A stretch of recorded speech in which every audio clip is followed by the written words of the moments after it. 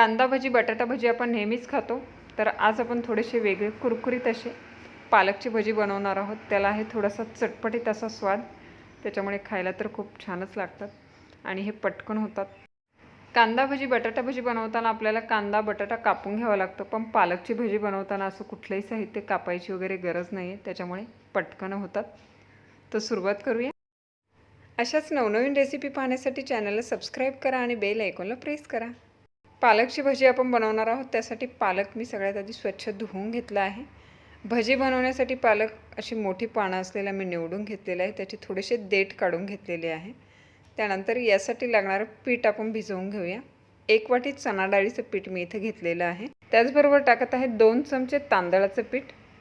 हे पूर्णतः ऑप्शनल आहे, फक्त चणा डाळीचं पीठ यूज केलं तरी हरकत नाही। त्यानंतर टाकणार आहोत पाव चमचा हळद, अर्धा चमचा लाल तिखट, तिखटाचं प्रमाण तुम्ही कमी जास्त करू शकता। त्यानंतर टाकणार आहे 1 चमचा ओवा, टेस्ट जी आहे भजींची खूप छान लागते। आणि 1 चमचा तीळ टाकणार आहोत, तीळ जे आहेत ते खाताना खूप छान लागतात। त्यानंतर टाकलेला आहे 2 चिमूट खायचा सोडा, चवीपुरतं मीठ। आपले भजी एकदम चटपटीत होणार आहेत, कारण त्यामध्ये टाकणार आहोत आपण पाव चमचा काळं मीठ। टेस्ट जी आहे ती खूप छान लागते आणि एक वेगळी टेस्ट हवी असेल तर एकदा काळं मीठ वापरून नक्की भजी बनवून पहा। काळं मीठ वापरणं पूर्णतः ऑप्शनल आहे, जर तुम्हाला स्किप करायचं असेल तर करू शकता। तर सगळे मसाले जे आहेत पिठामध्ये मिक्स करून घेतलेले आहेत आपण। त्यानंतर आता थोडं थोडं पाणी टाकून पीठ आपण भिजवून घेऊया। पीठ आपल्याला खूप घट्ट असं भिजवून घ्यायचं नाही आहे। डाळीचं पीठ आणि तांदळाचं पीठ वापरल्यामुळे भजी जे आहेत ते अतिशय कुरकुरीत होतात। फक्त डाळीचं पीठ वापरूनही भजी तितके सुंदर होतात। इथे हे पीठ भिजवताना पिठाच्या कुठल्याही गुठळ्या राहणार नाही, त्याची काळजी घ्यायची आहे। पीठ भिजवून झालेलं आहे, कुठल्याही गुठळ्या याच्यामध्ये आता राहिलेल्या नाहीत।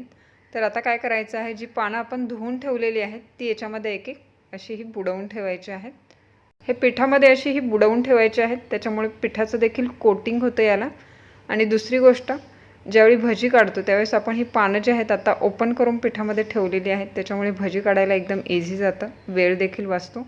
सगळी पानं पिठात टाकल्याच्या नंतर चमच्याने अशी थोडीशी ही बुडवून घ्यायची आहेत, म्हणजे पीठ जे आहे सगळीकडे लागलं जाईल।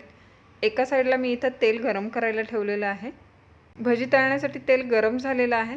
तर आता काय करायचं आहे, पालकचा देठाकडचा भाग घ्यायचा आहे आणि त्याच्यामध्ये या पद्धतीने हे पीठ पुन्हा डीप करून तेलामध्ये आपण सोडणार आहोत। पालकची पाने पसरवून पिठामध्ये आपण ठेवली होती, त्याच्यामुळे इथे पटपट वेळ वाचतो आणि ही पटपट याची भजी काढता येतात। इथे कलर चेंज झालेला आहे, तर आपण हे टर्न करून घेऊया। कांदा भजी बटाटा भजी आपण घरी नेहमीच बनवतो, पण पालकची भजी देखील तितकेच सुंदर होतात। दिसायला तर खूप छान दिसत आहेत आणि एकदम कुरकुरीत देखील झालेले आहेत। हे भजी पटकन होतात आणि त्याचबरोबर कमी वेळात होतात, कारण इथे कुठल्याही साहित्य कापायची गरज नाही आहे। जसं कांद्याची बटाट्याची भजी करतो तेव्हा कांदा बटाटा आपल्याला कापून घ्यावा लागतो, पण इथं असं कापायची काहीही गरज नाही आहे कुठल्याही साहित्य वापरताना। तर हे झालेले आहेत, तर आपण काढून घेऊया। याच पद्धतीने राहिलेली भजी देखील आपण तळून घेणार आहोत। तर गरमागरम कुरकुरीत असे पालकची भजी आपले तयार आहेत, एकदम कुरकुरीत झालेले आहे, ते पाहू शकताय। दिसायला देखील किती सुंदर दिसत आहे, खूप छान। हे गरम गरम सॉस बरोबर खायला, हिरवी चटणी बरोबर खायला किंवा असेच खायला देखील खूप छान लागतात। तर कुरकुरीत असे पालक भजी घरी नक्की करून पहा आणि रेसिपी जर आवडलीच असेल तर रेसिपीला न विसरता लाईक करा, कमेंट करा, शेअर करा आणि अशाच नवनवीन रेसिपी पाहण्यासाठी चॅनलला सबस्क्राईब करा आणि बेल आयकॉनला प्रेस करा। त्यामुळे येणाऱ्या सगळ्या नवीन रेसिपीचं नोटिफिकेशन तुम्हाला मिळेल आणि सगळ्यात आधी तुम्ही पाहू शकाल। तर पुन्हा भेटूया एका नवीन रेसिपीसह, तोपर्यंत टेक केअर, बाय बाय।